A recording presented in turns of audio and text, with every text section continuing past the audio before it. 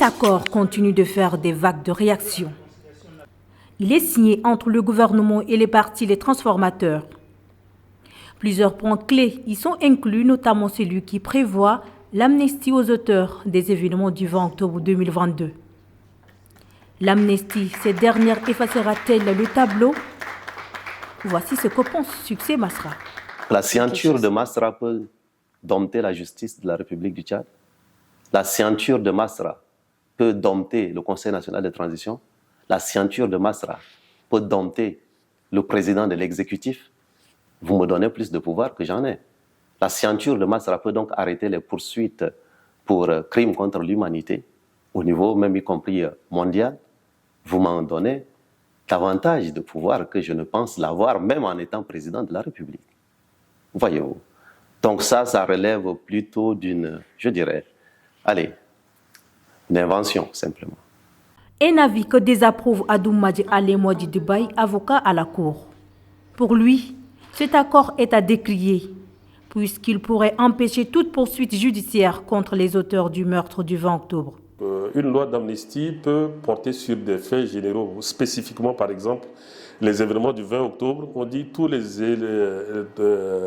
faits liés aux événements du 20 octobre sont amnistiés. Ça veut dire que toute personne qui se retrouverait ayant perpétré des crimes liés à ces événements-là bénéficie de cette loi d'amnistie. L'accord de Kinshasa permet le retour des exilés des événements du 20 octobre 2022, ayant fait une soixantaine de morts selon le gouvernement et 300 morts selon les organisateurs. Ces dons des matériels électoraux sont réceptionnés pendant que les Tchadiens se préparent à choisir une forme de l'État qui les convient. Il est constitué des gilets pour les agents de bureau de vote, des isoloirs et des procès-verbaux. Le président de la Commission nationale d'organisation de référendum constitutionnel, qui a fait le déplacement à l'aéroport international Hassan Diamous pour les réceptionner, se réjouit.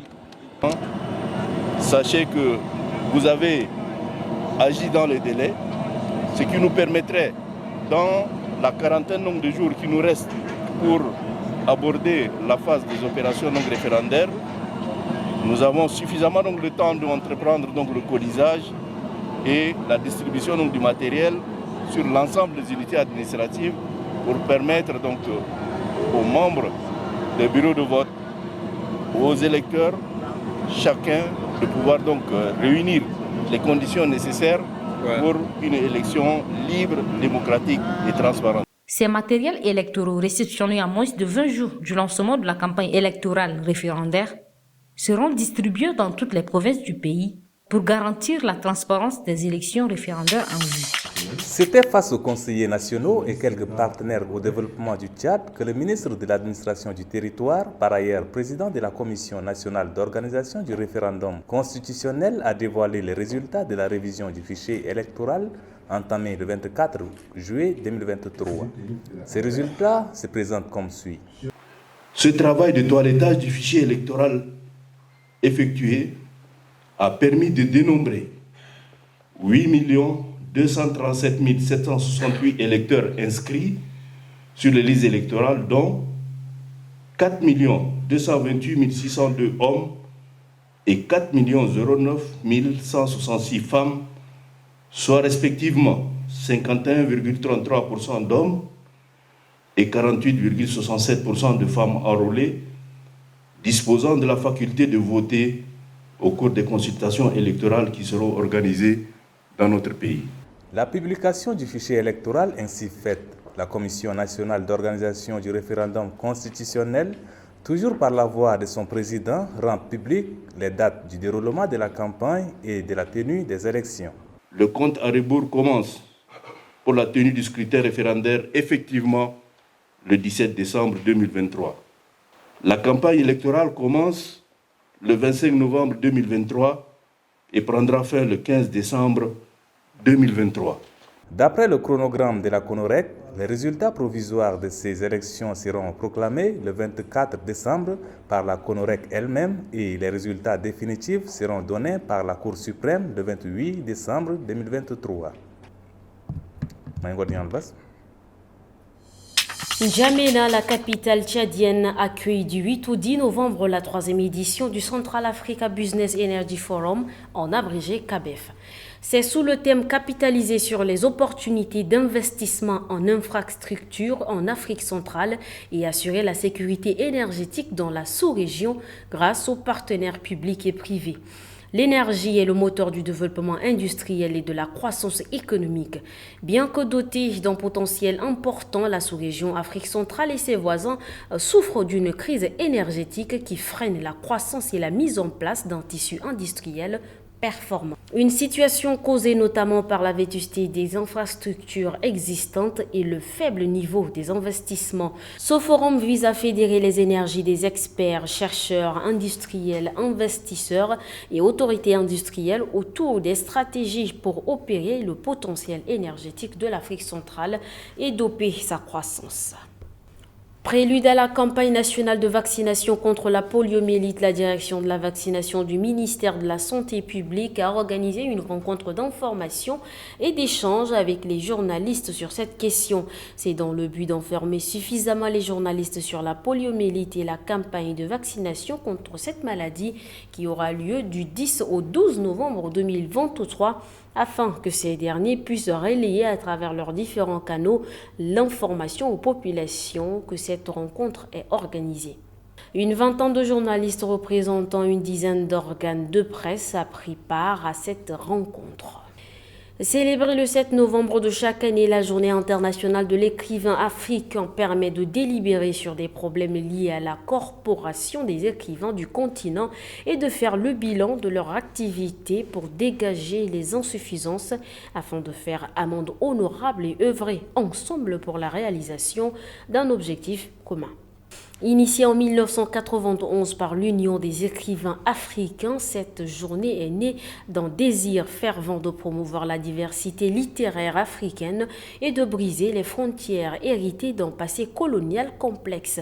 En effet, selon l'UNESCO, l'Afrique compte plus de 2000 langues autochtones, une mosaïque linguistique qui se répercute dans la richesse de sa littérature. Cet événement permet aux écrivains de se réunir pour discuter des problèmes auxquels ils sont confrontés en vue de définir des démarches pouvant redresser la pente. Ces clichés sont pris dans une école publique. Ils montrent des élèves armés comme dans un film western.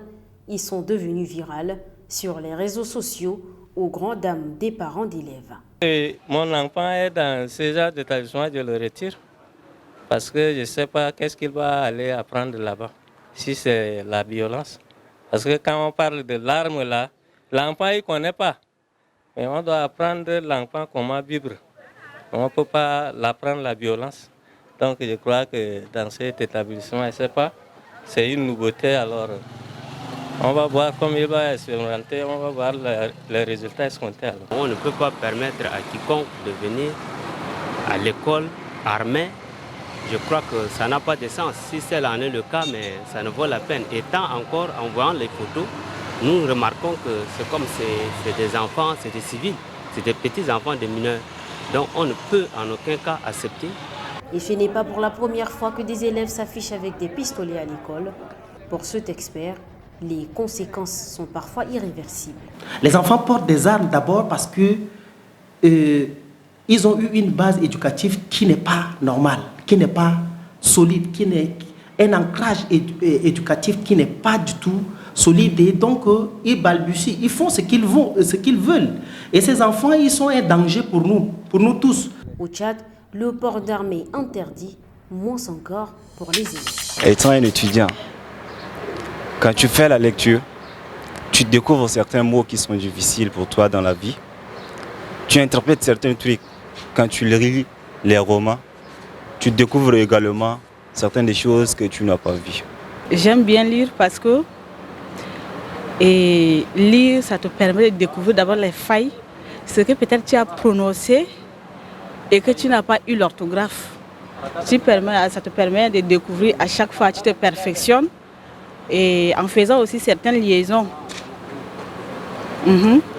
Ça te permet aussi de te cultiver, de connaître les romans, les actualités, bon, tout ce qui se passe dans le monde. J'aime faire la lecture parce que en lisant, je me cultive de temps en temps. Je trouve aussi des nouveaux, c'est-à-dire des expressions auxquelles j'ai fait ces plagiats et puis j'utilise comme le mien. Et cette lecture m'aide aussi davantage à me cultiver, à rester, c'est-à-dire un étudiant éveillé et conscient de ce qu'il cherche.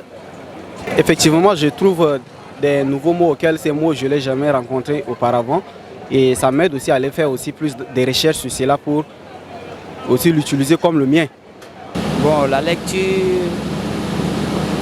franchement, c'est un bon moment de faire ça. Moi, j'aime vraiment faire ça parce que ça nous aide vraiment à connaître le chemin ou bien ça nous aide vraiment à concerner nos études. Tu vois, quand tu fais des lectures, au fur et à mesure, tu augmentes et tes pensées aussi deviennent plus fortes. Donc, c'est un bon moment, j'aime ça. J'aime vraiment la lecture parce que là, la lecture est toujours continuelle. En tant qu'enseignant, étudiant même là, c'est toujours la même chose. Parce que là, c'est d'abord la base de toute chose. C'est-à-dire que si tu veux vraiment découvrir, si tu veux vraiment aller de l'avant, il va falloir que tu fasses vraiment trop de lecture. Et ça ne se limite pas seulement dans le monde universitaire, tout comme enseignant. Parce que tous les deux, nous sommes vraiment inclus. Que ce soit l'étudiant ou l'enseignant, il faut toujours vraiment aimer la lecture. Et d'abord, quand on aime la lecture, là, on se cultive soi-même. Et on aide aussi les autres à grandir vraiment intellectuellement, quoi. Donc pour moi, la lecture, là, je trouve ça vraiment intéressant, quoi. Il n'y a pas vraiment de limite pour la lecture.